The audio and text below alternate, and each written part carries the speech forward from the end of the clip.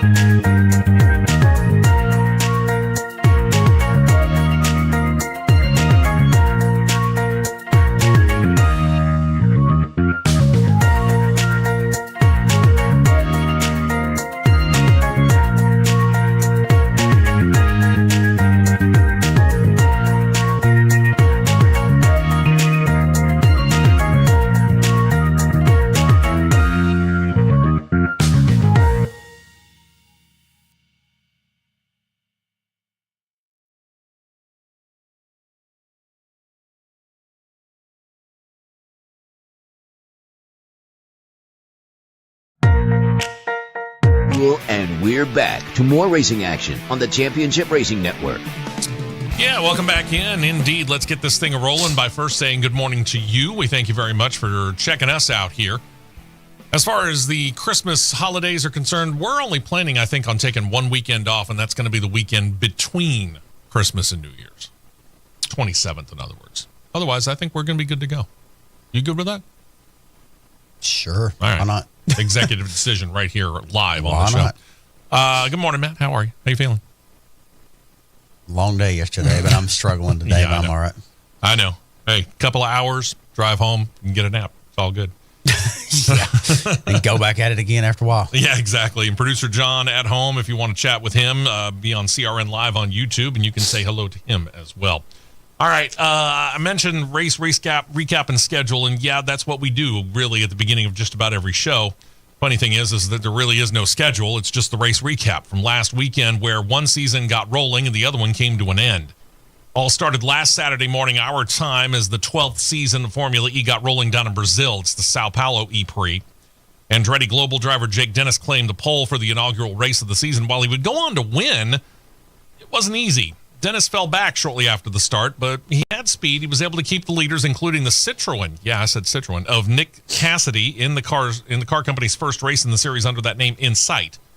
And then you had a late race red flag for a spectacular crash when Pepe Martí flew over the top of the Jaguar of Antonio Felix da Costa, caused a one-lap sprint to the finish. Dennis got a great jump. He ends up claiming the win. By the way, we'll go back to that whole Pepe Martí thing towards the end of the show. So here's the deal. Jake Dennis wins. In second, Oliver Rowland, then Nick Cassidy.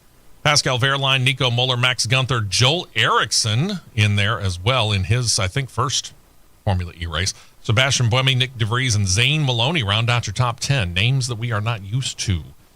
Since the points mirror the top 10 in drivers' points, we're going to wait until after the second race next month to run that down. Team standings a little bit different. Andretti and Porsche are tied at the top with 25 points because Andretti wins, but the other didn't finish in the points. Porsche got two cars in the top 10. 19 for Nissan. Citroen breaks out with 15 in race number 1 for them. Envision's got 10. DS Penske with 8. Mahindra's got 2. The Lola Yamaha ABT operation does have a point after race number 1. The two that are still shut out after one race, Jaguar, Cupra, Hero. In manufacturer standings, these are the guys that provide the powertrains. Porsche breaks out with 37. Stellantis second at 25. 18 for Nissan. Jaguar with 14. For Mahindra, and Lola has 2. And that brings us to Sunday morning, and that would be the season finale for Formula One in Abu Dhabi. Now, Max Verstappen claimed the pole for the season finale. The McLaren twins started second and third. Lando Norris ahead of Oscar Piastri. If it had stayed that way, no problem. It's a win, flat out, for McLaren across the board, right? Well, when the green flag got shown to the field, it was actually a clean start. That was kind of strange. Verstappen led the McLaren racers to turn 1, started to pull away. Thing is, again, with a 12-point lead coming into the race, Lando Norris really only needed to finish on the podium if Max Verstappen won, third or better. He would claim the 2025 championship. So even when his teammate Oscar Piastri went around him late in the first lap, Norris didn't panic. He just kind of let things play out. Smart move on that particular case because, and you're the driver here. Right. You get past. You hate it. Yeah, it's going to happen. But you hate it, right? You want to be competitive. And you feel like if you've got the car, you certainly should be able to fight for it. But can the crew chief get in your ear and actually say, hey, listen, I understand your competitive nature, but this is all you need to do, and that settle you in? Can that work? Sometimes it can, but most of the time it doesn't because that switch, when you cinch the helmet strap down, that switch flips. Yeah, because you want to just be ultimately competitive. You want to win everything that you're in. Oh, yeah. If at all possible. I get that. Oh, yeah. Well, here's the thing. He actually kept himself pretty tame when it came to it. Different it's easy for me to say, different tire strategies worked out well for McLaren. They admitted they had fumbled it in Qatar the race before, but even when Max Verstappen had done literally everything he could do to retain his title, he had to turn the title of defending champion over to Norris. Verstappen wins. Piastri claims second. Norris brings his McLaren home right where he needed to in third. trailed by Charles Leclerc in 4th, George Russell in 5th, 6th through 10, Fernando Alonso, Esteban Ocon, Lewis Hamilton, Nico Hulkenberg, and Lance Stroll. Oliver Behrman had finished the race on the track in 9th place, but ended up with a 5-second penalty that was applied after the race, so it relegated him from 9th back to 12th in the final rundown.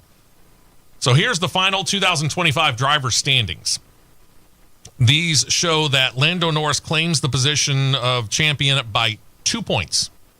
It's about the closest I think we've seen in a long time. Maybe in the time that we've covered this series. 423 to 421. That was the gap over Max Verstappen. Oscar Piastri in 3rd, not all that far back at 410. And Zach Brown, the CEO of McLaren's race team, their team boss, he said he feels like Piastri will win a championship sooner rather than later. I can agree with that. Absolutely. I can agree with that. George Russell, 319 points all alone there in 4th, 242 for Charles Leclerc all alone in 5th. Lowest I think we've talked about Lewis Hamilton ever, 6th place at 156 points. Kimi Antonelli with 150. So the guy who replaced him almost matched him.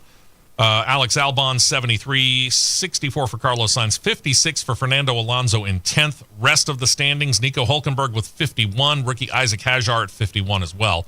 41 for the other rookie, Ollie Behrman. Then there's rookie Liam Lawson at 38, tied with Esteban Ocon. 33 for Lance Stroll, tied with Yuki Tsunoda. I think we now figured out why he lost that ride. Mm-hmm. I mean, even Liam Lawson, the guy he replaced, outscored him. Pierre Gasly with 22, 19 for the rookie Gabriel Bortoletto. Alpine scored 0 points with the car, split between Jack Doohan at the start of the season and Franco Colapinto, who took over. It didn't matter. They both claimed goose eggs.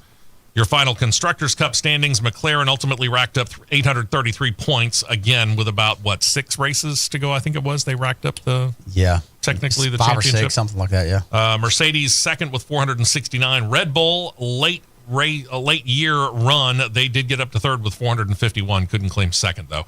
Ferrari relegated to 4th at 398 after a strong start to the season.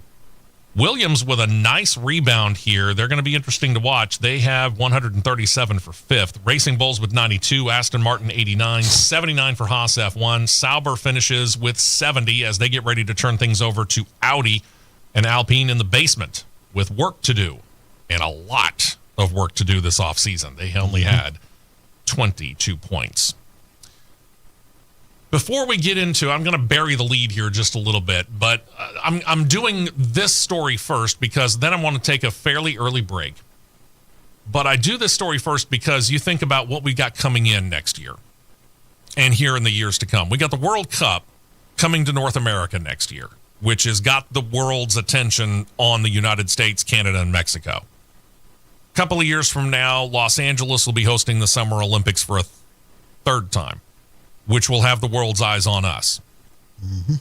And, of course, you think about all the other sports that we have. Super Bowl's coming up. You've got college football going into the playoffs here. We just had a World Series. We've had major events, in all kinds of racing here going on. And with all of those advancements and things like drone technology being used for a whole lot of things, including sporting coverage all over the United States and around the world, with that World Cup coming to North America this year, U.S. Congress decided they needed to find a way to ensure that only those drones that are approved to cover an event are in use. So the U.S. House of Representatives on Wednesday of this week passed a bill that would allow local law enforcement, talking about town, city police, up to county sheriffs and state troopers, to disable any drone that was deemed unapproved for coverage of any event. They call it the Safe Skies Act. The House passed it by a 312 to 112 margin. Moved on to the U.S. Senate. They are expected to vote on it next week. Again, as things stand, only major events, World Cup, Super Bowl, World Series, allow any law enforcement, and that's mostly on the federal level, to disable any unapproved drones. Regular season games in all major sports, including NASCAR, Indycar, NHRA, stick and ball sports, doesn't matter, they're really not covered by it. And local law enforcement didn't really have the authority to be able to take down or disable drones. Now that's changed. And there is a security issue to that, obviously. I mean, certainly you can get a, amateur guy with a GoPro that attaches it to a drone and he can go fly it over Talladega and he could watch the race that way if he chose to. Yeah. Now that can get disabled. And that's fine. Makes sense, yeah. But they're also talking about the security of things like this. When you have the world stage and the eyes of the world upon you, you can now stop a drone that might be something more than just a GoPro camera on it. That is true. That is true. That's why I kind of wanted to lead off with that. I think that's very important. And for the security of all sports, just to be real honest. Yeah. When does it start to edge into government overreach? That can be debatable. I understand the idea behind it, and I'm not going to try and get into the political aspects of it. But in this case, I don't have a problem with the security of it because you're talking about, 50 to 150, maybe even 200,000 people, depending on what the event is and how big the place that you're going to is. Mm-hmm. Yeah, I personally, I don't have a problem with this. This, to me, is not a government overreach situation, so I'm not worried about it. All right, like I said, buried the lead because court case, NASCAR on one side, 23-11, and front row on the other. How did that go this week from the time that we talked about it on Cross Flags on Tuesday when we recorded it? Whew. Well, tell you what, we'll take it kind of in a chronological order, and then we'll figure out all the ramifications. We'll do that right after this. We will be right back with more on the Championship Racing Network.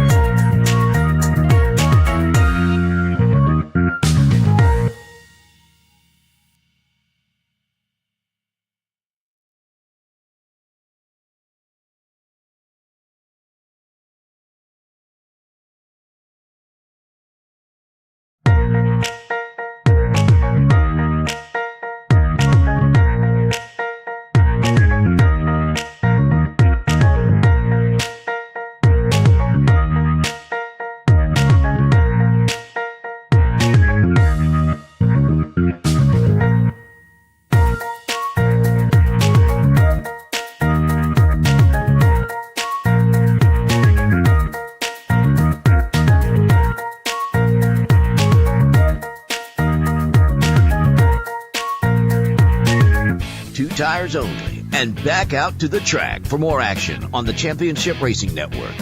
Welcome back into the show. Steve West, Matt Nicholson in studio, producer John online on CRN Live on YouTube. And you think about this. This is the 13th. You got 12 days till Christmas. Technically 11 days of shopping. Time flies. 10 days. Yeah, really. Does this mean we're in the 12 days of Christmas? I think that's actually technically after. I think it starts on Christmas Day and it goes from there, doesn't it? No? Start before? Okay, where's my partridge in a pear tree? Somewhere on the mountain up there. I got you. All right, here's the deal. Matt and I talked about the NASCAR lawsuit as we recorded this week's Crossed Flags podcast on Tuesday. As the week went along, we were really preparing for this big, long, drawn-out overview of all the testimony and the happenings in the North Carolina courtroom as the case between NASCAR on one side, 2311 Racing and Front Row Motorsports on the other. I don't know who created the graphic that we've got up there now. It was not me. It was not Matt. It was not producer John, but they obviously can't spell. Look really close at Front Row there, and you'll see what I'm talking about if you're on CRN Live on YouTube. But think about what happened. Early part of the week, Richard Childress was on the stand. He wasn't on the stand for very long, but he was on the stand. NASCAR CEO Jim France got on the stand. Let's deal with this for a moment here. Kind of take this chronological order. But this might give us a bit of an idea, that and maybe one other thing, of what happened and why it happened on Thursday morning. Think about it. When France took the stand and the team's attorney, Jeffrey Kessler, came out firing, he was met really with, some called it selective amnesia. There was this back and forth, and this came off of Racer.com. I'll give them credit for this, so I appreciate the reporter on Racer.com posting this. So I'm using it word for word, just as they said it, as an example. I think this is one part of it anyway. Kessler asked France, do you think NASCAR will have more or less revenue than last year? France replied, not sure, I haven't looked at it. Kessler then asked, how much distribution money will you make this year? France said, I'm not aware of that. I'm sorry. Kessler then asked, does the France family own all the equity in NASCAR? France replied, I think so. Dude, you're the CEO and you are really the patrician of the family. You're the oldest guy there. Yep. It was real funny how all this shifted to what you would call settlement mode after he got off. Yeah. And I heard, who was it that I heard talk about this yesterday? Forget who it was that I heard talk about it yesterday. Might have been Danielle Trotta on Sirius XM Satellite. And she broke it down that Jim France owns 55% of NASCAR. Mm-hmm. Or 54%, I'm sorry, 54% of NASCAR. Lisa France Kennedy owns 44%. That leaves a 2% that we're not sure who has it. I thought Lisa was 46. That's what I thought too, but when she said it that way, I'm like, okay, there's 2% outstanding. So if Danielle Trotta's word is right, there's a 2% outstanding somewhere. Yeah. Which I might go Ben Kennedy, which would be Lisa France Kennedy's son. That makes the most sense. And to me, no disrespect to Lisa France Kennedy, but Ben Kennedy really seems to be the guy that's got his finger on the pulse of what's going on for the most part. To me, he's the heir apparent to Jim France, not Lisa. Yeah, definitely so. I mean, he's the one acting with the most sense right now. Yeah. All right, so back to the back and forth here. Kessler asked France, quote, did Goldman Sachs estimate NASCAR's equity at $5 billion? France replied, I don't recall. Okay. Kessler asked, were you at the meeting on April 27th, 2023 about acquiring Speedway Motorsports? France replied, I might have been. I don't know. I'm sorry, you're talking about a major acquisition of the other major Speedway owner within the NASCAR ranks. I mean, we figured out what? NASCAR itself, under the old ISC banner, owns 13 tracks that NASCAR runs on? Yes, I think so, yeah. SMI owns how many? 8 to 10? Atlanta, Charlotte. Well, let me go northeast down. Okay. New Hampshire, Dover, Wilkesboro, Charlotte, New Hampshire, Dover, Wilkesboro, Charlotte, Atlanta, Nashville, Kentucky, Bristol, Texas. More than I thought. Sonoma, Vegas. 11. Okay. So it's actually not all that uneven between SMI. If you want to count COTA, because they promote COTA, 12. All right. Well, let's just say COTA's not involved. It's 11. NASCAR owns 13. SMI owns 11. You're thinking about expanding your racetrack empire from 13 to 24, at least, tracks. And you can't remember whether you were there involved in the talks? He was there. He was definitely there. No ifs, ands, or buts about it. He was there. Yeah. And Kessler then re-asked the question, do you have any reason to disagree with NASCAR's equity being valued at $5 billion? And France said, I'm not sure. So here's France's responses. Not sure. I haven't looked at it. Not aware of that. I'm sorry. I think so. I don't recall. I might have been. I don't know. I'm not sure. Is he running for office? It seems like it. It's like he is a politician sitting in front of a congressional board being grilled. Yeah. Yep. Seems like it. NASCAR Commissioner Steve Phelps was rather evasive in his time on the stand under Kessler's spotlight when pressed about the two emails, one where Phelps told Steve O'Donnell and Steve Prime to, quote, pick a date and they can sign or lose their charters. That's that simple. And the other about an email exchange between himself and Rick Hendrick where Kessler read that Phelps said to Hendrick, quote, we wish we could give you permanent charters, but Jim France, doesn't want to do that. Phelps said he didn't remember. When pressed about the exclusivity contracts with their own tracks and the SMI-owned facilities that came about at the time of the Race Team Alliance formation, and of course NASCAR officials worrying for no reason about the SRX series, Phelps responded, quote, no idea, unquote. When pressed on the question of the SRX series, reading the text exchange that read NASCAR reads, quote, to put a knife in this trash series, Phelps replied he was frustrated about it and said this, quote, frustrated our owners were racing in a series using sponsors, colors, liveries that looked a lot like NASCAR, unquote.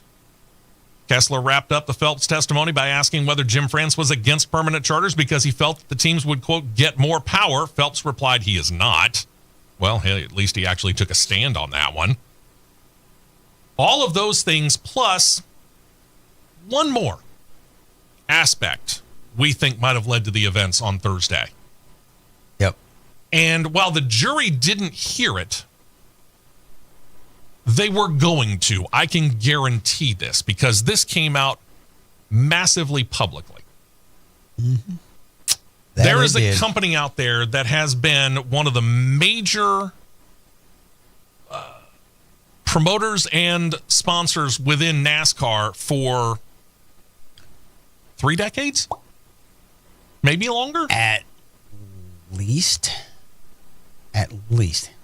And like I said, they're not a premier sponsor. You're thinking about the Coca-Colas and the, those guys and the Xfinities and Busch and so on, right?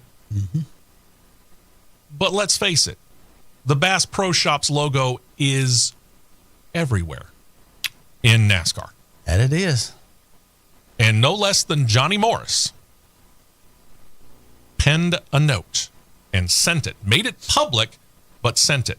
You've got it, right? Got it right here, and I will read it word for word. Go for it. From Johnny.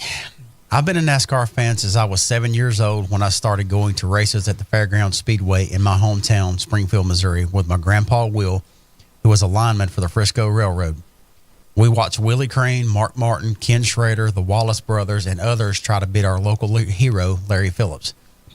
In the years that followed, our company, Bass Pro Shops, has become a proud sponsor of NASCAR, a sport that resonates deeply not only with our own outfitters, but with our core customer base, America's 180 million outdoor enthusiasts and 60 million hunters and anglers. I speak up today on behalf of the wonderful people in our company who consider it an honor and a great source of pride to have sponsored NASCAR and our friend Richard Childress and his grandson Austin Dillon for a very long time. And that's just the tip of the iceberg. Yep.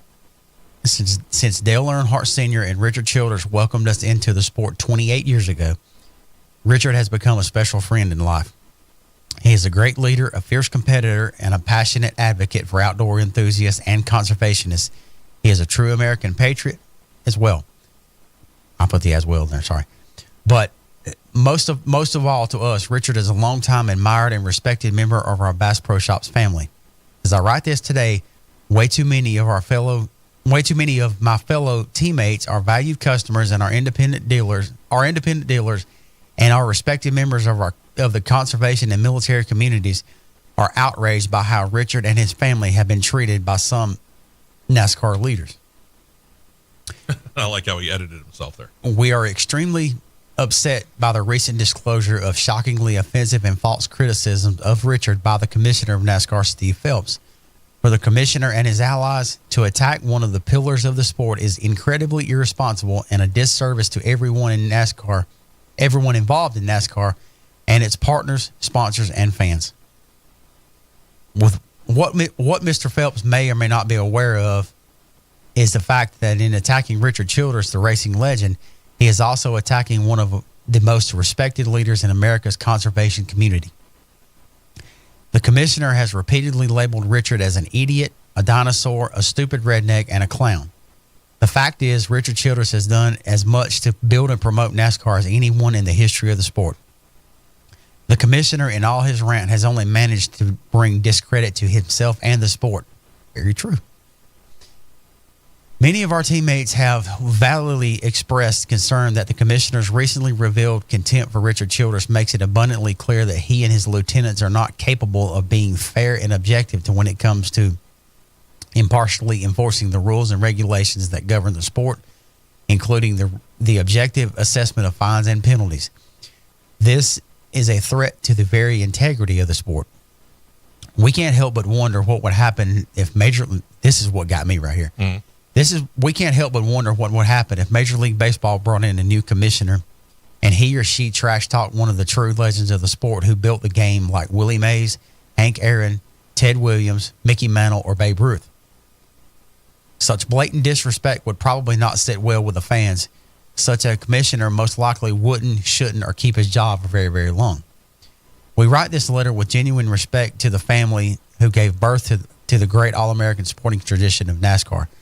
The France family has always celebrated the beginning of every race with faith and prayer and saluted patriotism with the singing of the national anthem. And remaining steadfast in going above and beyond to honor our veterans and active duty military.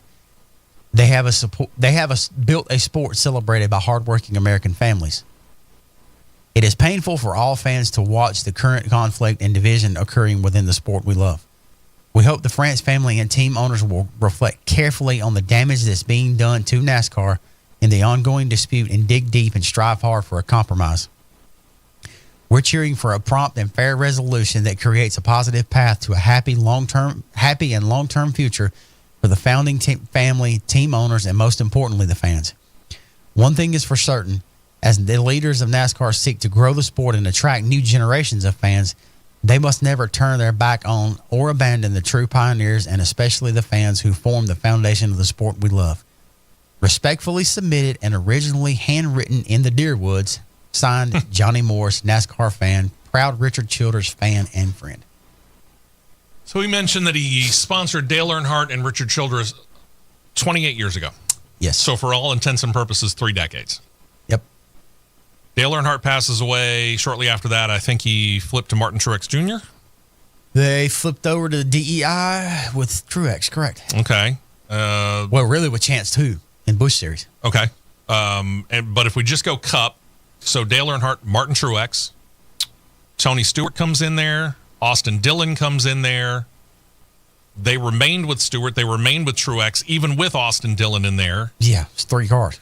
You know, Stewart retires. They stick with SHR for the most part. They went to Gibbs with Truex. With Truex, yeah. Yeah. I mean, they stuck with Truex. They stuck with Dillon. I think they still also had an associate sponsorship with SHR. It was associate, yeah. And then when Chase Briscoe replaced Clint Boyer, who replaced Tony Stewart, they went back to a primary because they liked Chase Briscoe. And then when Truex retires and Briscoe goes to Gibbs, boom, there they are. Mm-hmm. And that's just on the Cup Series level. That doesn't count what they've done in Xfinity, soon to be O'Reilly Auto Parts Series, or the Truck Series. Right. That should show you the commitment of Johnny Morris. Substantial. In NASCAR. That's huge. Very. So all of these things, I think, conspired to let NASCAR talk to their attorney and think things, I'll just be subtle, they weren't going their way. Yeah. Understatement. It was sinking quick. So as we buried the lead here, Thursday morning, the two sides, just as the team's lawyer had rested his case and the NASCAR attorney was scheduled to begin his job, and he said to the judge, NASCAR's lawyer, that he was going to cut down his witness list and try and close his case by Friday at close of business because he wanted to still be within that 2-week period. I'm not so sure that was going to be really feasible. Mm-hmm. But he said he wanted to try. That means you're going to be running roughshod over it. And it reminds me of the line in the movie The Hunt for Red October, that they're dropping sono buoys all over the Atlantic, but they're running their ships and subs at such a speed that they could run over my daughter's stereo and not hear it. Yep. They would be running so fast through a dozen witnesses that nothing would really stick. Right. And realizing all of that at just after 10 a.m. Eastern time, or let me put it this way, just after they got in there at a little after 8:30-ish, they went up, they talked to the judge, said, can you give us some time? We need to work something out. Mm-hmm. Judge said, yes. From everything I heard, that judge got the jury in there, said, I'm going to let you go back to your waiting room, get comfortable, have a good time, drink, whatever, go to the restroom as you need to. Mm-hmm. The judge sat at the bench waiting for the two lawyers to come back. Right. And at just after 10 a.m. Eastern time, they reported to the judge they had come to a settlement agreement. We will never probably know all of the details, but we're going to give you as much as we do know. Here's what we know. When that happened, the judge looked at it, checked off on it, brought the jury in, said, thank you very much. Sorry for the inconvenience. You are now free to go home, and you can watch and read whatever you want to watch and read about this case. You're done. Yep. We're not recalling you. Mm-hmm. So the 6 main jurors and the 3 alternates, see ya. Yep. Then we get into the meat of the matter here. Here's what we know. There were 4 main pillars involved in this. The NASCAR teams pretty much got what they were looking for out of 3 of them. How's that for a start? Not bad. No. Now, this being obviously a settlement, there's compromise involved. And what does that mean? Well, it means very simply NASCAR probably got a little something out of it. Mm-hmm. Again, all the details we're not going to ever probably get, financial terms, for example. But we'll try and go over those 3 pillars here in as much detail as we can here on this show. And we'll do it right after this. We will be right back with more on the Championship Racing Network.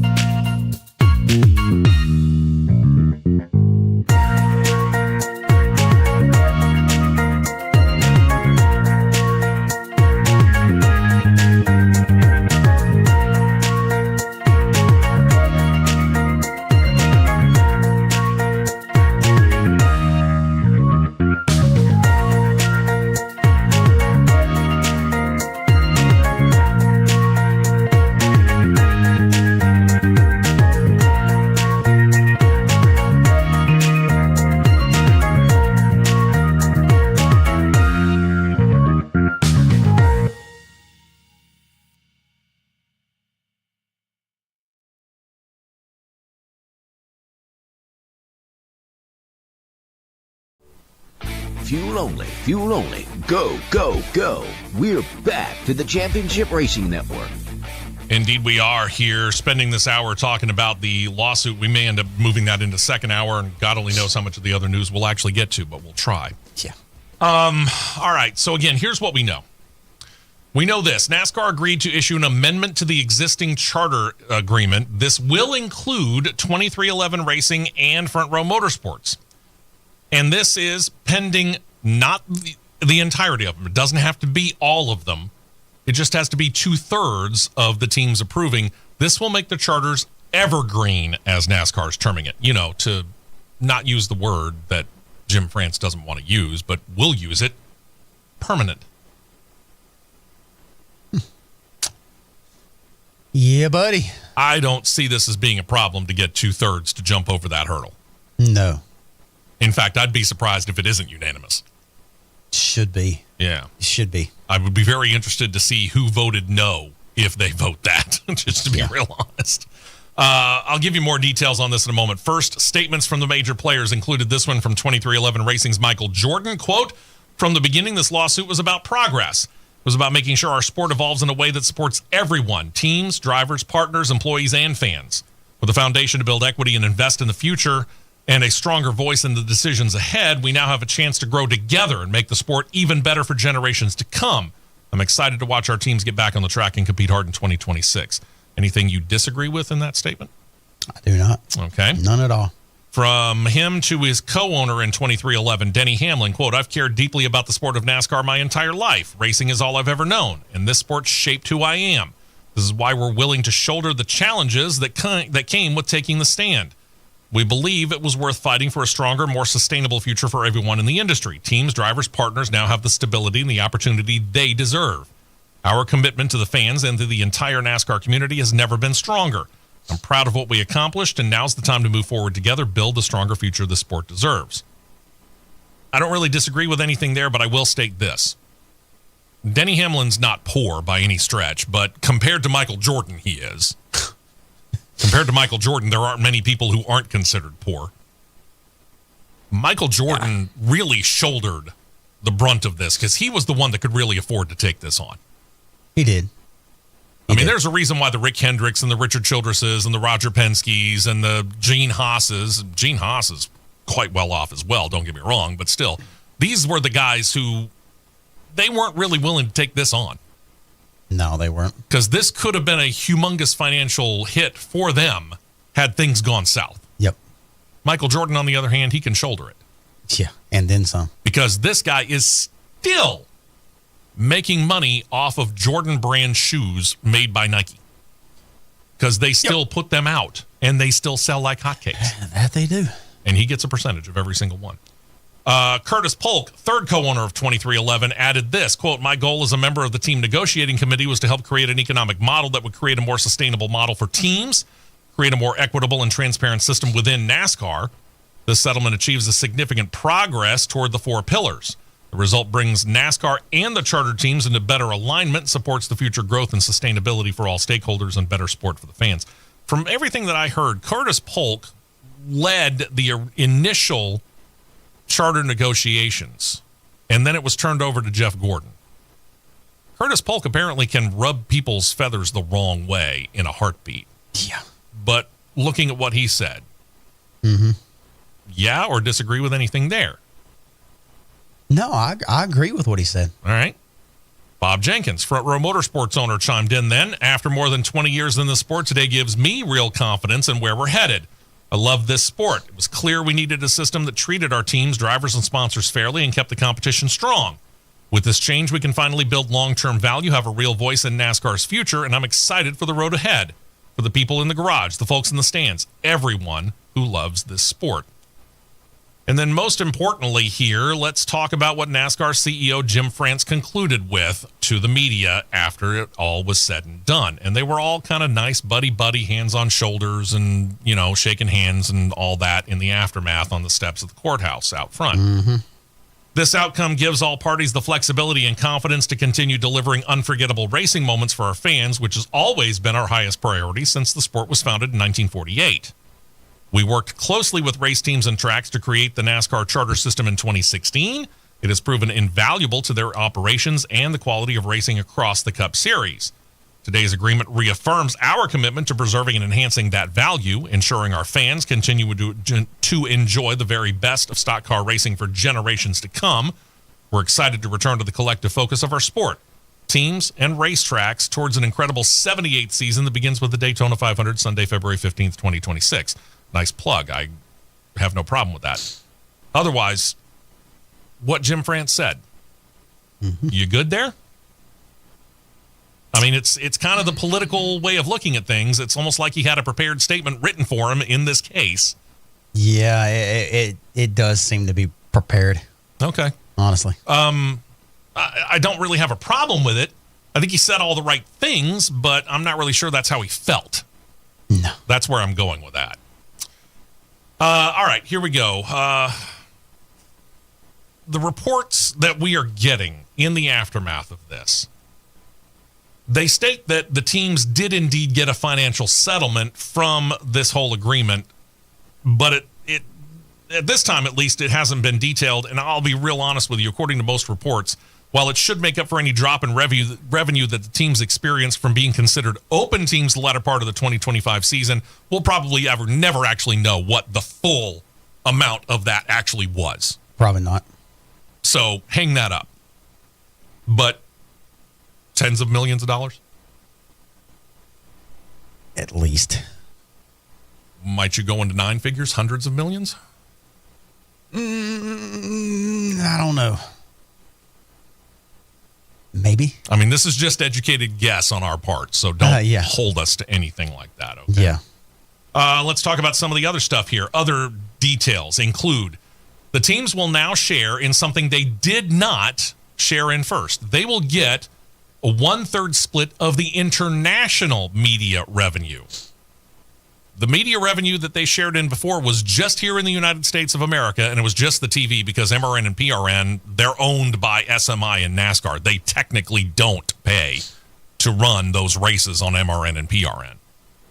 We're talking about the NBCs, the Foxes, the Amazon Primes, the TNT Sports, the CWs. We're talking those entities. And it was that revenue that the NASCAR teams shared in. But now anything that they do, Canada, Mexico, South America, Europe, Africa, Asia, wherever it is, they'll get a 1/3 split of that. Nice. That'll help. For sure. There's a 3-strike rule that has now been amended to a 5-strike rule. I'll clear that up here in a moment. Also, charters can still be taken away for reason, but the bar, I think, gets a little bit higher. NASCAR could pretty much take away a charter for no reason whatsoever under the old agreement. Now that they're more permanent, you actually have to, it's kind of like being fired. You have to be fired for a reason. You can't just be fired to be fired. Yeah. Hey, what's the reason? Well, I don't have to give you one. You're going to take away my charter. You better give me a dang good reason why. No kidding. All right. So the 3-strike rule, now a 5-strike rule. This actually is a benefit to NASCAR. And I'll explain that. If NASCAR were, let's say I'm NASCAR, I go to Matt as a team owner and I say, I want to do this. And it doesn't matter what the heck this is. Let's just say this is something that Matt doesn't like. And he convinces all the rest of the owners, we all don't like this. That's strike one. Mm-hmm. If I come to Matt and the rest of the teams 4 more times and they strike it down 4 more times, that's now 5 strikes. And what this means is this activates a clause within the charter agreement that now allows all of these cars, this intellectual property of the Gen 7 car, to be used however the Cup teams want to use them. Right. So that's why I say this is actually a benefit to NASCAR because it ups the 3 strikes to 5. Yep. Charters can still be taken away. There is an uncertainty as well. Media rights or future TV deals, obviously not going to be the same as the current one. Maybe it'll be more, maybe it'll be less. So each time a new media deal is reached, that means charter revenue kind of changes. And it might actually get somewhat renegotiated, but I think the percentages will probably still remain about the same. Several teams released statements in the aftermath. They didn't blame NASCAR, nor did they really laud the efforts of 2311 Racing or Front Row Motorsports. But basically, they all said that they were pleased with the deal as they heard it, and they were looking forward to a bright future as NASCAR continues to forge onward towards the century mark as far as being in business for 100 years. Is that a calculated mark on the part of those other teams to not either blame NASCAR or overly applaud what 2311 and Front Row did? It does sound like it to me. Okay. I mean, it does. Yeah, it's one of those things where we don't want to seem like we're taking sides too much, but here's the thing. You're getting effectively 3 of the 4 pillars that this lawsuit was about. They all got to be jumping up and down for joy. Mm-hmm. And everything that we heard from what Richard Childress was wanting, from what Joe Gibbs was wanting, from what Rick Hendrick had wanted, yeah, they're getting the vast majority of that. All of these people have to be thrilled with this. Yeah. Judge Bell, who'd been urging the two sides to settle for months now, took the agreement in hand, read it over. He approved it, dismissed the jury, like I said before, said this, quote, "I wish we could have done this a few months ago. I believe this is great for NASCAR, great for the future of NASCAR, great for the entity of NASCAR. It's great for the teams and ultimately great for the fans." Ultimately, I think he's right. Yeah. Ultimately. Yep. But in the short term, NASCAR comes out of this with a black eye. I think too. Okay, I can go with that. I think too. NASCAR comes out of this looking like a raccoon, looking like they got beat up and had their lunch money taken from them. Because nothing in this lawsuit, as it went to trial, as it came out, really shed NASCAR in that good of a light. France family, Phelps, O'Donnell, Prime, you name it. Mm-hmm. I really saw little to no positive. And this was what Judge Bell said. Yeah. At the beginning. He warned them. If this goes to trial, it's going to get ugly. It's paraphrase.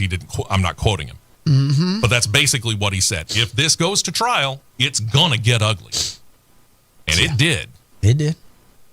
And while NASCAR has a couple of black eyes, at the very least, that they ought to be happy that that's all they got out of there with, because it could have been even worse in the end.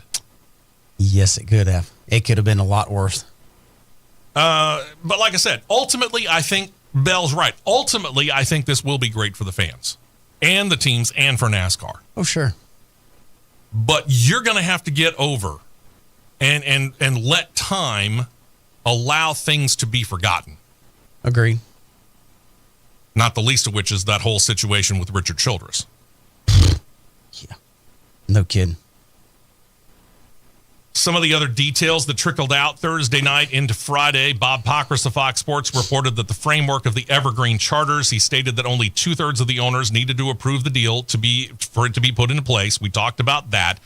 If a team owner decides not to sign the renewal, they would remain chartered for 2026 and at least be given a time frame, at least a year, possibly more, to sell what charter or charters they might have. So in other words, there's your window. You want to get out, that charter's yours, Matt. Mm-hmm. I'll say you've got 2. Those charters are yours, Yeah. but you don't care for this. You decided not to sign it. You've got a grace period to be able to sell those charters, and there's your exit door. Mm-hmm. Okay? The performance standard is still in place. You remember that whole situation where they said if your team remains, 2 years in a row in the bottom... Something like that, yeah. 2 or 3 in points? I forget what exactly it was now. Mm-hmm. But if your team didn't meet the specific, at this time, unknown parameters, they have to sell that charter. They'll also get a grace period to make that sale happen. Another thing in NASCAR's favor here is that they'll get a bigger piece of that sale of any charter. Under the old charter system sale, a sale meant that if Matt sold his charter to me, NASCAR got 2% of the total price that I paid for that charter. Under the new deal, Matt sells me his charter, NASCAR gets 10% of that sale money. Yeah, they got a benefit somehow. It's a benefit. It's not a big one, but it's a benefit. Yeah. Okay? And we talked about the 3 strikes rule going up to 5 strikes. And in addition, like I said, they get now a share of the international media rights deal. Teams previously didn't share in that. So all in all, yeah, NASCAR got a couple of things. But the biggest thing that they didn't get was backed up against the wall. Or to, I don't know, we're still in football season, so I'll put it in football terms. This was the bend but don't break defense. Yeah. What NASCAR was able to do was hold the teams to scoring a field goal instead of scoring a touchdown and winning everything that they wanted to. Mm-hmm. And NASCAR remains on the field is what it is. Yep. That's about the best way, truth be told, I can put it. Yep. I agree. I don't think it's a win-win right now for everybody. Long term, I think it is. Because, again, this is the whole deal behind compromise. Yeah. You don't have to like every aspect of it, and frequently you don't. But in the long run, that's what the United States of America was built on. That is true. It's something that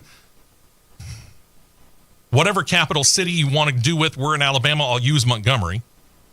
Whatever Montgomery does when they're in their state legislature, whatever they're doing up in Congress and the House and Senate, they rarely compromise anymore. But that's what this country was built on. Mm-hmm. The ability of the two opposite sides to go, okay, I want it this way, you want it that way. Can we meet in the middle somewhere? We won't be totally happy with what happens, but in the end, we'll both be happy because at least we got a little bit of what we wanted. Mm-hmm. And that's what needed to happen here. Right. We each got a little bit of what we wanted.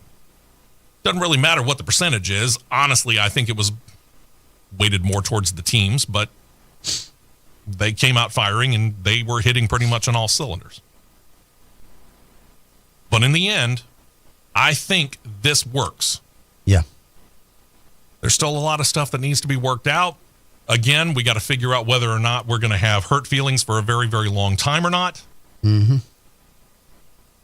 And we'll find out whether or not everybody agrees with it or somebody's looking for the exit door like we were kind of positing earlier. Yep.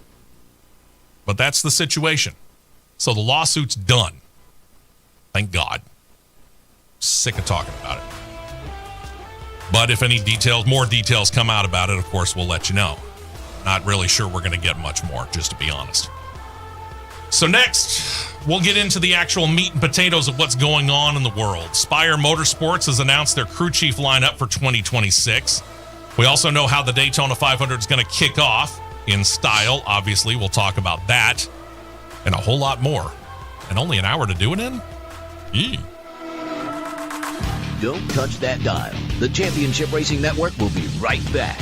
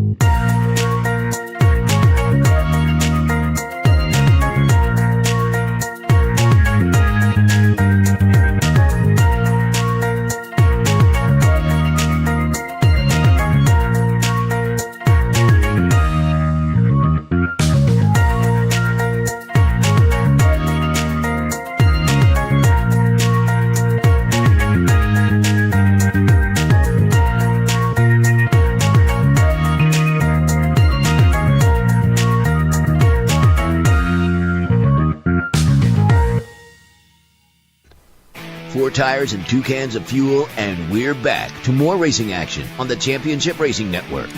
All right, let's get into, actual stuff that deals with on-track kind of things, right? Spire Motorsports, they've announced their 2026 crew chief lineup. Not a whole lot changes.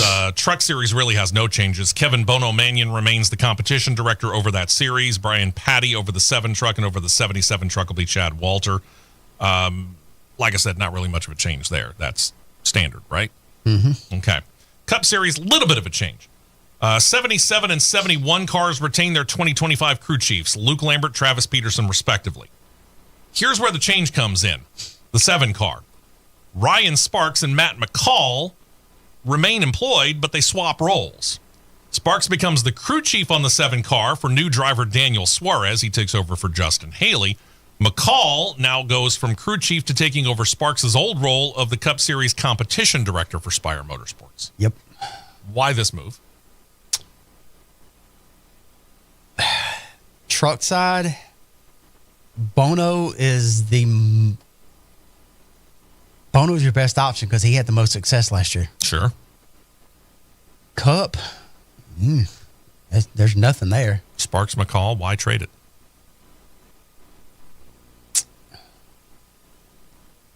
That's. I was trying to find I can't find a connection between Sparks and Suarez. There is none. Can't find a connection, obviously, between McCall and Suarez. So I'm not really sure why they made the move. I don't think it's a bad move. I don't think it's a great move. I'm just curious as to why you would make it. Well, I mean, Sparks has had the most continuity on the 7 car. Okay. Because he was the one that took over when Rodney Childers were let go. Yeah. So. Okay. I guess we'll see. Yeah, that's all you can do. Justin Haley to Daniel Suarez. Good move? It's a definite up. It is an upward move? It's an up. Okay. It is an up. All right. From there, we go to when we do get to the 2026 season in earnest, talking about the points. Obviously, we got the Bowman Gray situation, the cash grab, but I'm talking about kicking things off in style with the Daytona 500. They have, once again, enlisted the U.S. Air Force's elite Thunderbirds to perform the flyover. Now, this has actually become kind of a tradition here. This is going to be the 16th time in the past 17 years that the Thunderbirds will be performing the flyover for NASCAR's biggest race. Love it. It's good stuff. What I enjoy about it, and I haven't seen this in a long time, but I remember it was like 2 or 3 years after I was installed as the tower announcer at Talladega. We had fighter jets do the flyover, I want to say 2009, 2010, somewhere in that area. Yeah. And I don't know who they were. I can't remember, honestly. I can't remember the planes, can't remember if it was Navy or Air Force. Doesn't matter. Right. But what I remembered was that they did the flyover and they spent a little while on the airport back over behind turn number 2 doing touch and goes. Yep. And it was just so fun to watch that. It was. There was something about that. And I'd like to, truth be told, I wouldn't mind seeing the Thunderbirds do something more than just a straight flyover. Do what you guys get paid to do. It would be interesting. Do something of a show, you know? It'd be interesting, no doubt. I think it'd be fun. Before we do get to that season opening cash grab, did talk about the All-Star event at the Clash at Bowman Gray. NASCAR is putting a little bit more money into this classic track. Remember, they kind of took it over last year in conjunction with the city and the county that it sits in, Winston-Salem, North Carolina. So they're working with the city, and they're working with Winston-Salem State University, and they're going to put up a brand new video board. This will be a Samsung LED display that will replace the former board. The former board was 19 by 19 feet square. This one will be a new 32 by 19 foot video screen. State-of-the-art operating system with built-in redundancy to do everything that they can to eliminate any lag or interruptions in its performance. The board will get its first use with NASCAR and then other racing events, and then later on in the year, Winston-Salem State football games and all the other stuff that goes on at Bowman Gray. But if you're watching on CRN Live on YouTube, you can see where they took down all of that big area, and that's where that new video board's going to go. That thing's going to be bright. And then some. That thing's going to be bright. I can tell you that. And then Lionel Racing, they released their list of the 10 best-selling die-cast NASCAR for 2025. Here they are from 10 to 1. Shane Van Gisbergen's Red Bull Chevy. I'm actually surprised it wasn't a little higher. Josh Berry's Motorcraft Las Vegas win. Any Wood Brothers win, bound to be popular. Yep. Connor Zilich's Red Bull Chevy comes in at 8. 7, Kyle Larson's HendrickCars.com Phoenix Championship race win Chevy. In other words, how it looked after the race was over in Victory Lane. Mm-hmm. Number 6, Kyle Larson's Hendrick Cars Phoenix Championship Chevy, how it looked pre-race. Yeah. Wonder how many people bought both. Top 5, William Byron's Exalta Daytona 500 race win Chevy. Any surprises so far? None. Okay. None. 4, Chase Elliott Napa Children's Healthcare of Atlanta Echo Park Speedway win Chevrolet. I got to get used to that whole thing, Echo Park Speedway. Yeah. Number 3, Justin Allgaier Daytona 500 Traveler Whiskey Race Version Chevy. That's 3. Mm-hmm. In at 2, here's a shock. Not Dale Earnhardt Jr. Dale Earnhardt Jr. in the number 2 slot with the Budweiser Speedway Classic late model Chevrolet.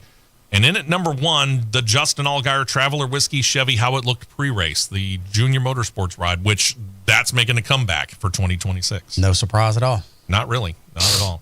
In addition, Lionel noted the top 5 best-selling race win offerings. We noted 3 of them. The big one, Chase Elliott's win at Echo Park Speedway at 1. 2 was William Byron's Daytona 500 win. Then we talked about Josh Berry's Wood Brothers Las Vegas win. In 4th place, Chase Elliott's Kelly Blue Book Kansas win, Chevrolet. And in 5th, Shane Van Gisbergen's Red Bull Sonoma win Chevrolet.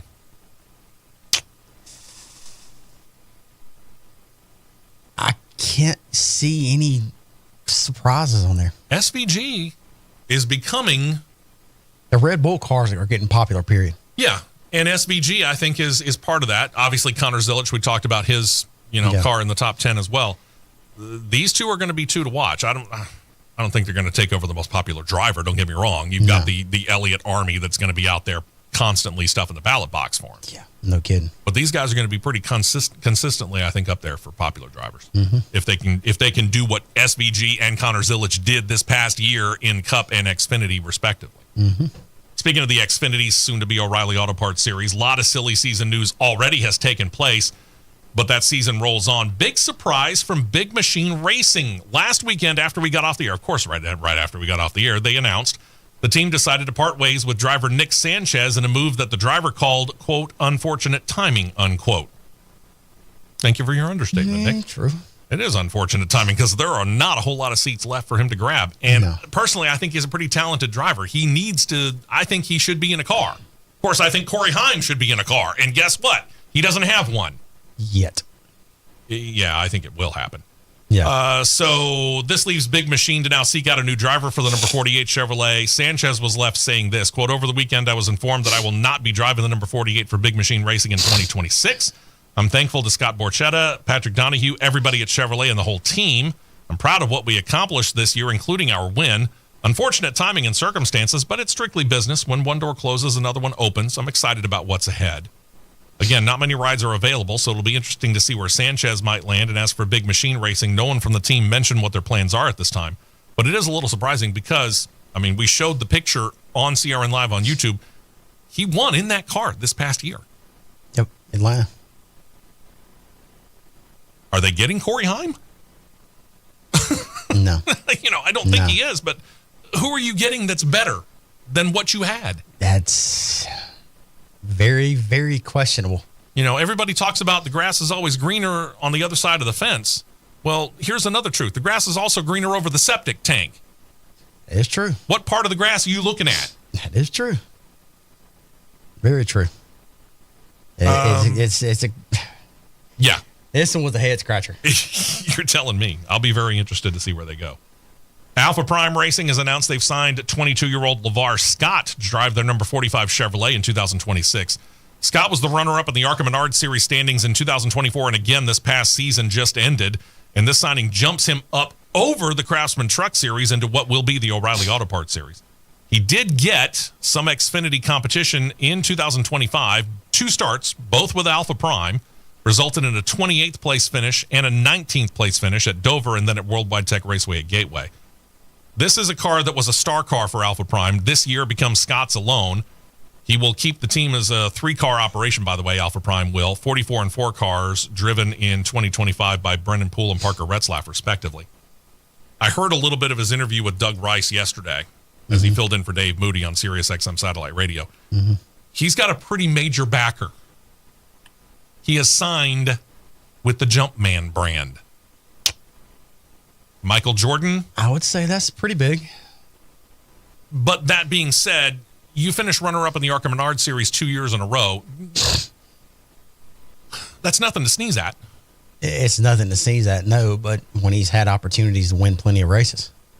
Which brings me to the question, did it really warrant him jumping up over the Truck Series into this level of competition? No. Okay. We'll find out how good this kid is. Yep. That's where we go. SS Greenlight Racing has retained Garrett Smithley to drive their new entry. It'll be a Chevrolet with a number 0 on the side. They noted it will be in a part-time role. The 0 will apparently be something of a star car. The remaining roster of drivers to be announced at a later date, but they did state that Smithley's going to be the primary driver. He'll get the majority of the races of all the drivers that'll run. And it's kind of something of a return for Smithley in another way as well. He'll return to the 0 car, which is a number that he's used before back when he drove for the old JD Motorsports team. Remember them? He said, quote, being back in the 0 car feels like home. This is the 10-year anniversary of my first season in the 0 with JD Motorsports, so this year will be a special one. The car is going to be a partnership between SS Greenlight Racing and a small operation called BRK Racing.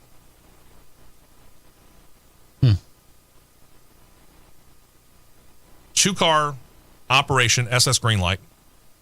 They have the 07, right? Yes. 2-car operation, obviously you get, more heads, more experience, more people to kind of rely on, talk to, go back and forth on ideas and everything. How much does this help SS Greenlight Racing?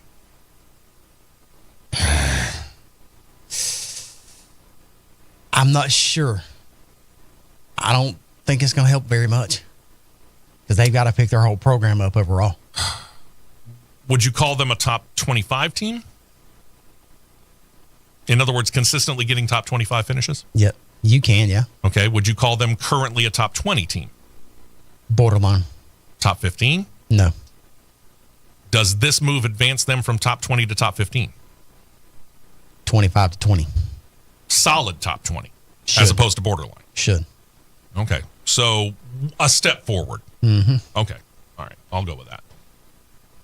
As if one Austin Hill isn't enough in the series. How about we give you 2? Yeah. We're not cloning Richard Childress racing driver Austin Hill. Instead, what we're talking about is that Austin Hill for RCR will remain, but yet we're going to get another young driver whose name is Austin J. Hill. This kid is a road course ringer. Sound familiar, Connor Sellich? He's going to be running 5 of the season's road course races in the O'Reilly Auto Parts Series in 2026 for Joey Gase Motorsports. He attempted to qualify for the Roval last October, didn't make the cut. The races he's slated to attempt to qualify for this coming year, Coda, Watkins Glen, Naval Base, Coronado, Sonoma, and the Roval. Is that all of them in the Xfinity O'Reilly Auto Parts Series? I want to say that there's one more somewhere, and I'm not sure what I'm missing. I think Coda, Glen. Naval Base, Coronado, Sonoma, which will be on back-to-back. They're not going to Portland. No, that's it. Okay. So he's going to run all the road course races. Hill's a young kid. He's an 18-year-old driver, runs Trans Am SCCA, 3-time FRP Formula Atlantic champion, according to his bio.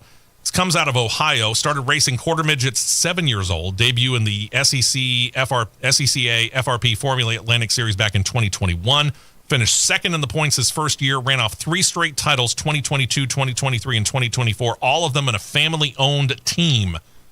He would advance to the Trans Am Series in 2023, the SCCA Hoosier Super Tour in 2024 as well. This kid's got a pretty well-rounded racing resume for only being 11 years into it. Road courses for sure. I mean, Connor Zilic Part 2? Or is this more SVG where you got the road course thing going, but you've got that learning curve when it comes to ovals? Yeah. I'm going to lean more SVG because he's got an oval learning curve, but at 18 years old, he should be able to pick it up pretty quick, don't you think? He should, but the equipment that he's in and going to be in. Yeah. I mean, it's Joey Gase. He's got a long way to go. Yeah, I got you. Let's do truck series here before we break for this and move on to other stuff. Rayom Brothers Racing has decided they're going to take a page out of the Team Penske handbook. What they've decided to do is rebrand them. They're no longer Rayom Brothers Racing. They are now Team Rayom. This new name, the team claims, reflects their growth and the renewed commitment to NASCAR and becoming a race and championship winning company. They're going to go into their 9th full-time season in 2026 with 3 full-time trucks, all Ford F-150s. The numbers on the side of the roof, 2, 22, 33. The 33 will feature the return of former actor-turned-racer Frankie Muniz. The driver's deal with Ford also puts him in the GT4 America Series and a race-prepped Ford Mustang. Rest of the driver lineup to be announced soon, along with other moves. Okay, so we're rebranded. We got 3 full-time trucks. We've announced 1 driver. Mm-hmm. The others, I think, will probably be just like they were last year, rotating drivers. Okay. Both of them? Yes. Okay. Yep. Really great news from Stuart Friesen, the driver who was injured in a dirt modified race in Drummondville, Quebec last July, posted a video last weekend, showed him walking without crutches. And this is a big improvement after only about 4 months ago when he underwent surgery to repair a shattered pelvis and 2 breaks in his right leg. Big for sure. Fantastic news, Stuart. Don't rush yourself, man. Do it right. Yeah. Do it right. No doubt. But yeah, I hope to get you back, man. Hope to get you back real soon and be a regular at the track, if not in the truck. And then one more note here, and that's Chris Wright. Chris Wright has himself a ride for 2026. He has landed with McAnally Hilgeman Racing. He'll pilot their number 81 Chevrolet Silverado entry. Wright began the 2025 season with Our Motorsports, but parted ways with them during the Xfinity Series season, and then started picking up races really wherever he could. Handful of races the remainder of the year in either the ARCA Menard Series or Craftsman Truck Series. In all, Wright had 49 starts in the Craftsman Truck Series. Both of his starts in 2025 were with McAnally Hilgeman. Kind of a meh 26th at the Charlotte Roval. Brought the truck home 11th when we raced at Talladega. He will team in 2026 with Tyler Ingram in the 18 and Christian Eckes in the 91. Christian Eckes, by the way, in the 91, they re-upped their sponsorship with Napa Auto Parts as well, so nothing really wrong there. It's a really nice landing spot for Chris Wright. Make the most of it. Yeah. I mean, because he's choked away some really good chances. Yeah. Is this his best ride of his career so far? I'm going to say yes. Okay. I mean, it's the best ride I can think of. I mean, no disrespect to Our Motorsports, but McAnally Hilgeman, even though they're in the truck series as opposed to Xfinity, they seem a better operation. I mean, he drove for Venturini and ARCA. Well, yeah, that's true too, but that was ARCA. I'm thinking top 3 series of NASCAR. I think it's his best ride in the top 3 series of NASCAR. Yeah. Okay. Yeah.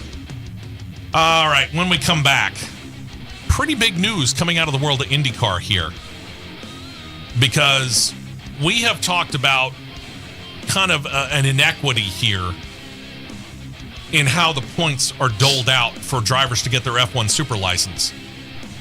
And we weren't the only ones. I'm not saying it was just us, but we certainly didn't hurt. The FIA has amended it. We'll tell you next. Stay right here for more on the Championship Racing Network.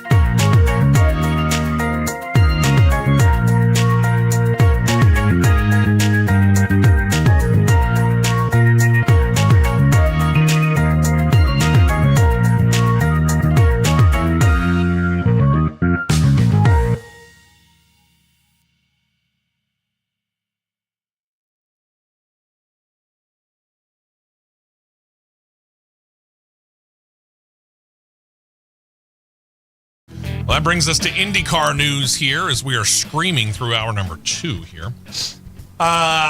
Here's the deal. We've seen drivers doing a lot of crossover at open wheel, right? Mostly, though, it has been Formula One drivers or drivers in the Formula One feeder ladder who either flamed out in F1, ended their career in F1, Romain Grosjean, came over and drove IndyCar because they wanted to continue their career. And here's the deal. Maybe this can start going the other way now. For example, Colton Herta trying to go the other way. More attention being paid now to how many super license points that IndyCar drivers will accrue depending upon their season points finished. The FIA was watching. They were listening. They heard the complaints because Colton Herta was supposed to be the kid. Mm-hmm. So they decided, you know what? Yeah, we'll adjust the points payout as well. Now, first, a quick bit of history. The FIA created the F1 super license in order to make sure that drivers couldn't simply just bring a check and jump in and get a ride. They wanted all drivers racing in F1 to have some experience. So they asked that you build up 40 points over any 3 year or over the last 3 years in order to be able to earn said super license. And then if you had a check, go for it. But major criticism is that the point system was overly weighted towards the F1 feeder ladder, F2, F3, F4. So the FIA has responded, and we'll show you this here on CRN Live on YouTube if you're watching. They've upped the points allocation for the IndyCar drivers, and it affects those who finished 3rd through 9th in the final points of the season. IndyCar champions earn that 40 points right then. Equals Formula 2 in that regard. But from there through 10th, F2 points got more drivers than they did in IndyCar to a certain extent. That's still true. 1st through 3rd in F2 claim 40 points each. Right now, if you finish 2nd in IndyCar, you only get 30. You don't get the 40 like they do in Formula 2. Are the F2 drivers really that much more talented than the second place finisher in IndyCar? Really? I mean, I get it. The cars are different, but are they really that much more talented? I don't think so. I mean, to me, this is a step in the right direction. But 1st and 2nd don't change. 3rd on is where it changes, okay? 3rd place, 25 points. That's up from 20. 20 points for 4th place, doubled. Okay. Points for 4th place are doubled to 20. 5th place, all but doubles. You go from 8 to 15. 6th place will get 10 points, up from 6 points previously. 7th and 8th places are doubled to 8 and 6 points respectively. And for 9th place, IndyCar drivers get 3 points toward a super license, as opposed to, so you're kind of getting 10th place is the only other thing that remains the same. Mm-hmm. So in looking at this, you can accrue it faster, but using Colton Herta as our example, which we should, even if we were to apply that points allocation to Colton Herta over the last 3 years, still not enough for him to have a super license. Over the past 3 years, if we use this new point system, Herta would have claimed 39 points. He'd be 1 short. He would. Here's the deal, though. Herta's going to run F2 this coming season. He did a test this week that was mainly about him getting used to the car. He finished in the teens on the speed chart. But again, it was just him getting used to the car. No real speed runs. Get used to how this car runs as opposed to an Indy car. Get used to the, all the track and all that kind of stuff. Mm-hmm. So finishing in the mid-teens, not all that bad. He will get a certain amount of F1 super license points if he gets into an FP1 test. Yes. So for all of that stuff, that should easily, he's 6 points right now. He's not 1 point, he's 6 points. He's at 34. He should easily make up the 6 points that he needs. Should. And then in 2027 be eligible, he would get his F1 super license. Mm-hmm. As to whether or not he would take the place of either one of the 2 drivers that Cadillac has hired, which is Valtteri Bottas and Sergio Perez. Carlos Sainz. Yeah. Sergio Perez. I don't know yet. I don't think either one of those 2 are ready to step out. No. They're not, but stranger things have happened. Sure. I mean, I guess it depends on exactly how much Cadillac desires to have him in the car. Yes. And have the American driver in the American team, Agreed. which is what Michael Andretti wanted when he began this whole process in the first place. I agree. All right. Then there's this fairly big bit of news as well. Penske Entertainment officials announced that they have officially formed a brand new independent officiating board, or an IOB. They're going to be in charge not only of IndyCar, but of Indy Next. They will report not to Penske Entertainment, but to a nonprofit entity created by Penske Entertainment called the IndyCar Officiating Incorporated. Okay. The initial IOB is going to be made up of 3 members. They will be former NASCAR crew chief and IROC owner Ray Evernham, longtime Ford executive Raj Nair. They were selected by the IndyCar team owners. The third person is actually being supplied by the FIA. His name is Ronan Morgan, who the statement says brings more than 50 years of motorsports experience to bear as a senior official, promoter, and a lot more.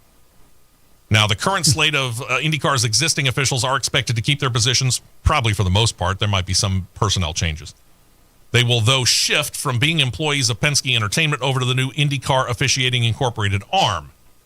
Many of the owners reportedly did want all 3 members chosen by the teams themselves, but some owners said that they did want to have the FIA to be involved in some way, shape, or form. Therefore, the 2 chosen by the IndyCar teams and the 1 that was supplied by the FIA. Seems Penske Entertainment compromised and decided that they could do both. And I think that's actually a very wise move. And what this does is it backs Penske Entertainment up one more step to try and keep everybody from thinking, well, isn't there a conflict of interest here? Yeah, that's definitely the thought. But with Evernham and those others, that's a solid group. Yeah, I think Very it solid. is. I think it is. I think they did a wise, and again, I think it's a wise move to bring an FIA official in, especially a guy with that much experience, 5 decades plus. Good I night. agree. Hello. Officials at Indianapolis Motor Speedway working on an in-depth repaving of Turn 2. Just Turn 2. The reason why, apparently, Turn 2, they've been told by both IndyCar and NASCAR drivers there's kind of a problematic bump in that turn. So knowing that they were going to be digging down into history to do the job right, they wanted to document the process and what they found. And you can see it, too, if you're on CRN Live on YouTube right now. Look at that humongous, thick chunk of asphalt that they pulled up there. And how much all that stuff that's on the track, or was being covered over, I guess it might be the better way to do it. The track has actually released a 4-part documentary. Its first episode came out on Monday of this past week. The next episode was released on Tuesday, then Wednesday, then Thursday. It was entitled Behind the Bricks. Full-length documentary came out just yesterday as we air live on this Saturday. More interviews, footage of the process. Can all find them on the IMS social media channels. And if you go to the Indianapolis Motor Speedway YouTube channel, you can see it there as well. The release of the documentary also coincides with the 1909 initial laying of the bricks that made up the initial surface of the track. It happened on this week in 1909. Cool stuff. The host for the documentary is IMS President Doug Bowles. He said of the documentary, quote, "It's not often that we get to really see the full history of the Indianapolis Motor Speedway in front of our eyes. What started as a project to fix a bump in Turn 2 turned into historic and at times overwhelming exploration in that uncovered aspects of this racetrack that haven't seen the light of day in literally over 116 years. I can't wait for our fans to see it all unfold behind the bricks." You want to talk about a major undergoing. This isn't just shaving off a level and then repaving it. They went down to the base, and they're building it back up. Good for them. Yeah. Good for them. It's the way to do it right there, man. Yep. Callum Ilott planning to pull double duty in 2026. He's keeping his plans to run for Prema Racing in IndyCar, but he's also set to join Wright Motorsports. He's going to drive their number 120 Porsche 911 GT3R in the IMSA WeatherTech Sports Car Championship, pairing with owner-driver Adam Adelson. He bought the team in April of this past year from its founder, John Wright. It is noted this, and Ilott noted it as well. The schedules of the 2 series, they actually don't interfere with each other. They don't race on the same weekend except on 2 occasions, and those are both weekends where IMSA and IndyCar are on the same track on the same weekend. Those 2 weekends, Grand Prix of Long Beach and the Detroit Grand Prix. So he's got no problem being able to run both schedules. as a driver, obviously, you want to get as much wheel time as you can. For sure. These are two radically different vehicles. For sure. How I'm going to look at it from a team owner standpoint. Mm-hmm. If I'm Prema Racing and you're Callum Ilott and I'm allowing you to do this, Callum, how does this benefit me? Because what are you learning in that Porsche that you can actually maybe bring to us that assists us as an IndyCar operation? Car control, maybe. Okay. Because the weight differential in the cars, you're not going to have any translation from one car to the other that's going to benefit one or the other. Let's go back to the old Days of Thunder chat that Robert Duvall has with Tom Cruise about how the cars they were used to are half as heavy and the tires are twice as wide. This car's twice as heavy, the tires are half as wide. So that's why I'm asking the question from a driver's standpoint, is there anything you can learn from running that helps me as an IndyCar team owner? Car control. Car control. Okay. Car control. All right. Tell you what, we'll take an early break here. Definite car control. All right. We'll take an early break here. When we come back, we'll switch over. We'll talk Formula One. Very big news out of the NHRA/IHRA that we've got to get to as well. And if we got time, we'll talk a little Formula E action as well and give you a nice driver's look at the wreck that we were talking about during the race recap at the beginning of the show. All of that in a little over 20 minutes. Let's give it a shot, shall we? We will be right back with more on the Championship Racing Network. As the heat of summer fades.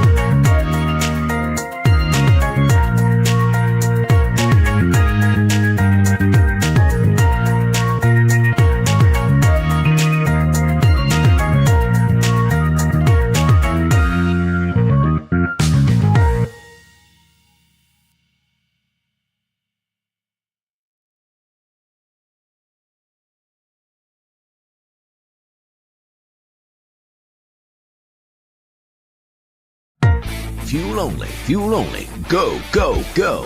We're back to the Championship Racing Network. Yeah, we are. Let's see what all we can get to, shall we? News, by the way, came out just within the last 12 to 16 hours or so that the FIA and the Formula One's now 11 teams have all come together and extended the current Concord agreement to run through the 2030 season.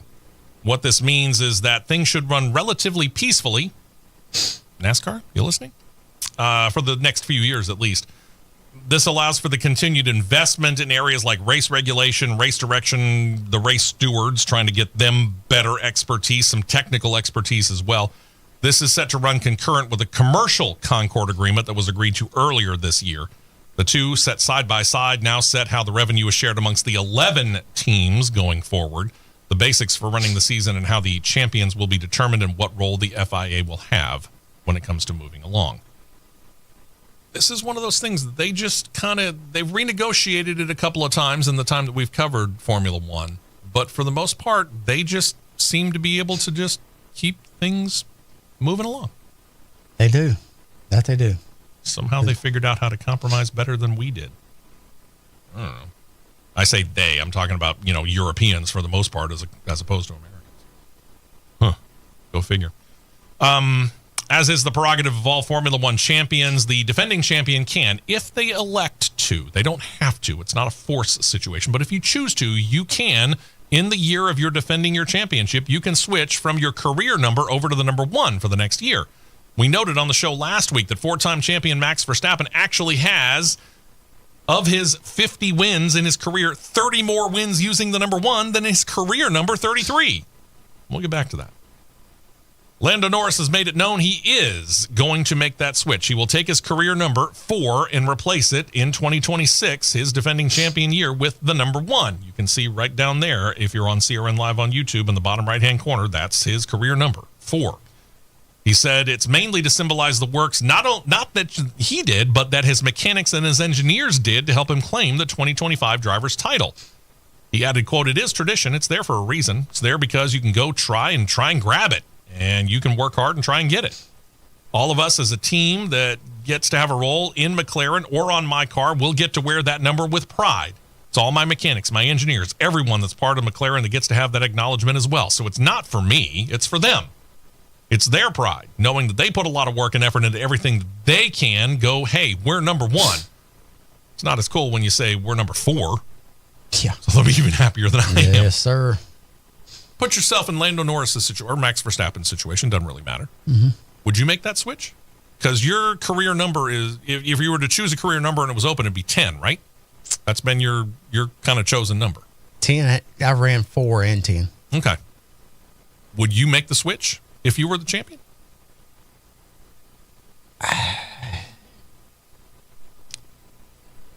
I'm not sure if I would or not. Because that's your career number, that's your identity. Sure. So, with that being said, as a salute to the teams, the team and all the team members, the organization, I probably would as like a more of a thank you to them. Okay. Prior to the F1 introducing those career numbers, that was for the 2014 season, by the way, the reigning champion actually always bore the number 1 on their racer, and their teammate then would take number 2, showing that they were partners. Now, with career numbers, the adjustment was made by F1 officials stating that the number 1 was an option that the defending champion could opt to use or choose not to. Lewis Hamilton, for example, kept his number 44 the entire time that he was the champion while with Mercedes. As for Verstappen, he says this. We mentioned his career number is 33, right? Career numbers are a situation where it sticks with you for 2 years after you retire, and then it becomes open again. Verstappen says he actually prefers not the number 33, but the number 3. But he couldn't when he came up into Formula One because Daniel Ricciardo was already using it. Well, yeah. Ricciardo's been required for the required 2 seasons. So he's done, and the number 3 is once again open. What he's waiting on now is confirmation from Formula One and the FIA that he could switch his career number. Because he has to get permission to do that. Well, with 3 being open, I don't see why not. Yeah, I don't really see a hurdle there. No. It's open. If you want to switch your career number to a number that is now open, Yeah. I mean, why would you make a hard, fast rule that says, okay, at the beginning of your career, on this date, we'll use today's date, December 13th, 2025, you chose the number 10. Mm-hmm. And then the 4 became available, and you thought, hey, I might want to switch to number 4. Well, nope, sorry. You said December 13th, 2025. You wanted the number 10. That's it. Why would you make that hard, fast rule? Seems a little overly harsh. Yeah. Let him do it. What the heck? Oh, man, a guy who you and I have really thought he needs to go is going. Yeah. Red Bull Motorsport advisor Helmut Marko has announced plans he will leave the team at the end of this calendar year, December 31st, officially. Marking an end to over 2 decades in a role with that team goes back to when they actually bought into the series. Marko began with the organization before they actually joined F1. That happened in 2005. He helped find and develop young talent first through his own team and then when he joined Red Bull officially, but he's now 82.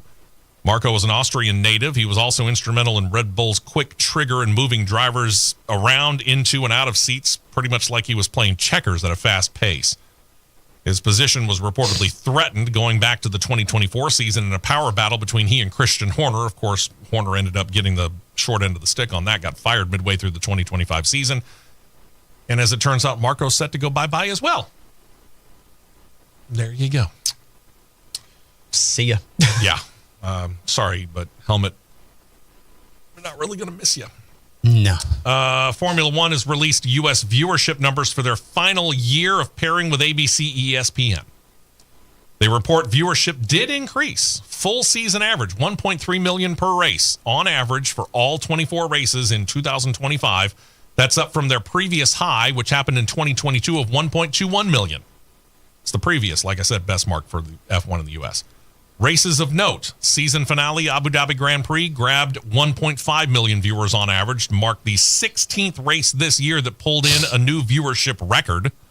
21 of the 24 races showed at least an increase in viewers year over year, if not a new viewership record for that race.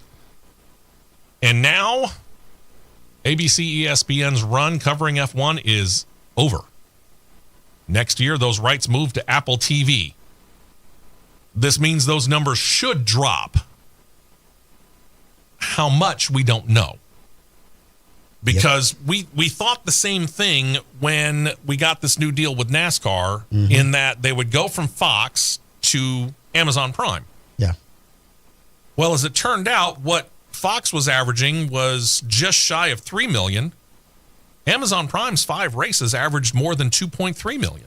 It didn't drop that significantly. Yeah.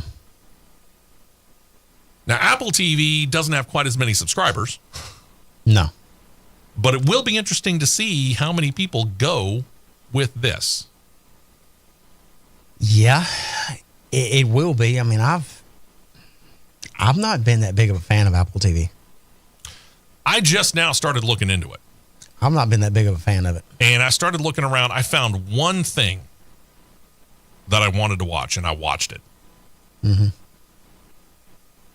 Again, I haven't dug in and around on it fully yet, so we'll see what happens. It's not that big of a difference to me from that versus Hulu, YouTube TV, anything like that. Which, by the way, Hulu is now, as a standalone, gone for all intents and purposes. They were folding it already. If you had a Disney Plus account, you noticed here in the past couple of weeks that at the very top of the screen, it said Disney, Hulu, ESPN, depending on what sort of bundle you might have. So if you had that separate Hulu app on your smart TV, that app is about to go away, whether you want it to or not. Right. Because it's all just going to be found under that one Disney Plus side. Is it going to cost us less? No. No. Just saying. By the way, speaking of Apple TV, if you missed F1 the movie in theaters, but you want to see it and do have Apple TV, now you can. The film has arrived on the platform for streaming services as of yesterday as we air live on this Saturday. This is, as very well noted, the very first big-budget movie that Apple Films ever attempted. Brad Pitt, Javier Bardem, among others. About a small, not all that successful F1 team that brings in Pitt's character of Sonny Hayes, hoping to turn things around. The film brought in over $630 million in worldwide box office, leading to plenty of talk about a sequel. A lot of supposition about whether or not that sequel might actually end up with a possible collaboration with a reported Days of Thunder sequel that is said to be in the pre-production phase. I don't know. The film is actually so well thought of that it did nab 2 Golden Globe nominations from the Hollywood Foreign Press Association this past week. That includes Best Cinematic and Box Office Achievement. I don't mean any disrespect, but that's probably going to end up rolling to Avatar, the one that comes out this Thursday. It will also be nominated for Best Box Office Score for Hans Zimmer, who's been scoring films for decades now and is one of the best in the business when it comes to that. So it'll be interesting to see if they win either one of those. Mm-hmm.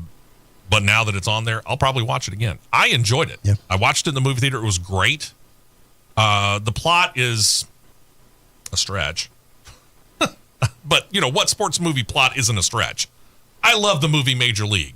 But do we honestly believe that team could actually do what they did in the movie?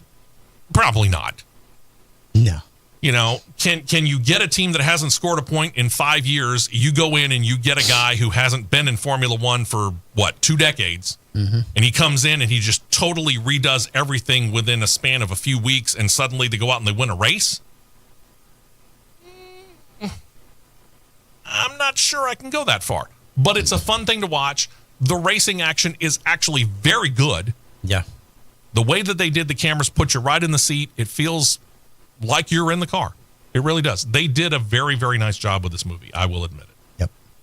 They did. A couple of other notes here. The F1 Academy, that's the all-female racing division. They released their 2026 slate. All races are going to be part of an F1 weekend. Of those 6 races, 2 of them will be here in the United States. And if you include Canada, half of that slate will be right here in North America. Schedule begins the weekend of March 13th through the 15th. That weekend will be in Shanghai, China. From there, they will join F1 at the Jeddah Corniche circuit in Saudi Arabia. Then they come to Canada. That will be our Memorial Day weekend here in the United States. Then they'll be off until they rejoin F1 at the British Grand Prix. They'll wrap their season with the races that accompany the Formula One guys at the U.S. Grand Prix at COTA, and then the Las Vegas Grand Prix the weekend of November 19th through 21st. So they get to race on the streets of Las Vegas. Interesting. Yeah. Again, this is that all-female division that's supposedly on level with Formula 4. If we could afford tickets, it would be interesting to watch them and see how they do in kind of comparison to some of the other feeder series that would come along with them. Yeah, it would be neat to watch them. Because that's the curiosity, isn't it? This overt desire to get a woman at the top level of any motorsport. Doesn't matter whether it's F1, IndyCar, or NASCAR. We've got it in the NHRA and the IHRA. Mm-hmm. But in those other 3 series that I was just talking about, there's this massive desire to get a woman up there. Yeah. Who's actually successful. Sorry, Danica Patrick. Not really. Did I just say that? But at the same time, you need to see a progression. And to be able to compare these ladies in this series to the other ones would be fairly interesting. Yep. I actually wish they'd come to Barber Motorsports Park. It'd be a lot of fun to watch. That would be very more affordable than any of the other ones. It would be, because trying to get a ticket to a Formula One race, man, I'd have to take out a second mortgage.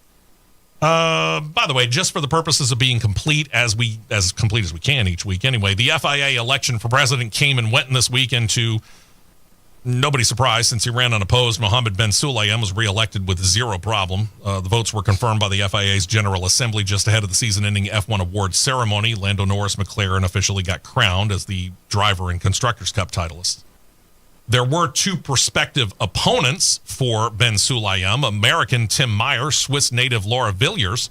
They expressed interest, even announced initial intentions to run for the office, but when they noted how Ben Sulayem had stacked the deck in his own favor, they both withdrew their candidacy. Meyer actually said, quote, "This is no longer a democratic process. When choice is replaced by control." Villiers thought about taking it to court.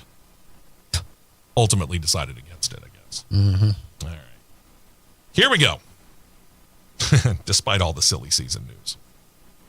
This might actually... It's certainly the biggest news out of drag racing in a long time.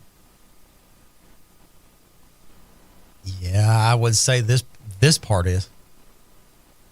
Speed Sport initially reported it. They came from the PRI show, which is happening this week in Indianapolis, going on through this weekend. They broke the news just yesterday as we air live. The IHRA has bought the famed Maple Grove Raceway in Reading, Pennsylvania from the operating Koretsky family. This is notable, and we call it as big as it is because Maple Grove has long been hosting the NHRA and is still slated to host them this year in the first race of the 2026 Countdown to the Championship. That is now questionable. I think it is. It's questionable because I think that date has now went to be determined. So this becomes a situation now where the IHRA, we began talking about them because Daryl Cuttle buys the IHRA and says, I want to reestablish this as a major racing series. And he's doing it tenfold. He just walked up and he smacked the NHRA in the face. As I said a couple of weeks ago, of series being direct threats to series, about late model series being a threat to NASCAR, no. But IHRA Nitro Series has now officially cemented himself as a direct threat to NHRA. Where's your answer, NHRA? What you gonna do now? That's the question. What's the response? In silly season news, Cruz Pedregon Racing has announced their 2026 lineup. They've named, basically, these are behind-the-scenes guys. Terrence Rip Reynolds and Christian Warrior Kohlberg will assist their funny car program. They're both veterans in the NHRA. They bring in many years of experience, winning ways, and proven leadership in the organization, they said in a statement. And both have actually been with Cruz Pedregon Racing before at separate points in their respective careers. But this time they come in, pair together. The statement, they're going to be overseeing the tech department, working on performance goals, and helping the day-to-day activities to get the team going towards their ultimate goal, which is to bring home a funny car title. These guys, like I said, they're behind-the-scenes guys, but these guys bring decades of experience, and that, I think, brings something to Cruz Pedregon Racing. It does. It does. We'll watch and see what bolstering happens. that operation. We'll watch and see what happens there. Speaking of the PRI show, we noted last week with the addition of Alexis DeJoria, the John Force Racing has 3 drivers, but they plan to field 4 rides for 2026. 1 Top Fuel, 3 funny cars. During the week, they posted a short video to their social media pages that confirmed the trio of Josh Hart and Top Fuel, and in funny car, the pairing of DeJoria and Fast Jack Beckman, and stated they would reveal the 4th driver this week at the annual PRI show in Indianapolis, and they did. Yesterday, the 4th driver was revealed to be Jordan Vandergriff. He was signed to drive that 3rd funny car. California native made his debut in Top Fuel in 2019, ran 11 events, made it to the finals once that year. Over the past couple of years, with rides few and far between, he's been a reporter for the NHRA and Fox. Did get 2 starts in relief of Sean Reed, who was injured, missed the 2 races at Brainerd and Indianapolis, but that was Top Fuel. This is his first time competing in funny car. Said of it, quote, I think the transition to funny car is going to be fine. I've proven I can drive the Top Fuel car as well. And funny car presents a new fun challenge, shorter wheelbase, a lot more violent, but I did some test hits in 2024 in John's car, and ever since, I've had the itch to drive these cars. John Force has moved veteran Chris Cunningham over from the peak antifreeze ride with Jack Beckman to be the crew chief for Vandergriff. Cunningham's been with John Force Racing since 2016, working various positions. New crew chief for Beckman hasn't been named, but during the announcement, they said more announcements were coming soon, so I imagine that'll be happening not too long. Good move. Great move for Vandergriff. Considering that he's taking over Austin Prock's car. Yeah. It's a great move for Vandergriff. Yeah. Great move. Is this an equally great move for John Force Racing? Oh, yeah. Okay. Yep. Solid kid. Yep. And then Hull Racing, which was sidelined for the last couple of years while driver-owner Buddy Hull decided to go drive for Jim Dunn Racing. He's done with that, pardon the pun. Hull's decided to part ways and resurrect his own race team for 2026. He's brought in a full crew. The cars are ready. The team will be prepared, he said, for the season-opening Gator Nationals the weekend of March 6th through the 8th. His personal funny car team will include crew chiefs Mike Guger and Johnny West, no relation to me, sorry to say. Reports at this time state that they have 2 completed funny cars and others in states of preparation. They say they will be on hand for preseason testing. And hey, we're going to get to everything here. We noted this during the race recap in that Pepe Marti began his Formula E career, well, in the wrong way.